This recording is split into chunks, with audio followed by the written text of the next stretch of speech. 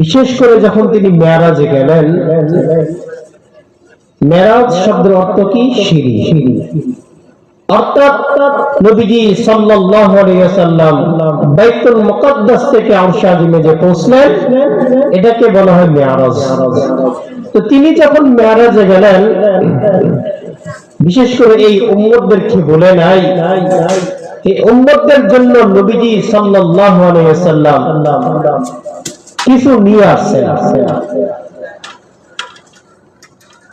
এর মধ্যে থেকে এক নম্বর হলো যে নামাজ।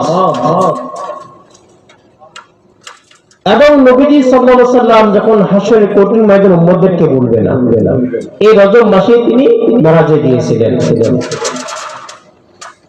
তো মুহতারাম হাজিরিন, আজ রাত্রে একটা আমল আছে, সেটা হলো কি? একটা রোজা রাখা।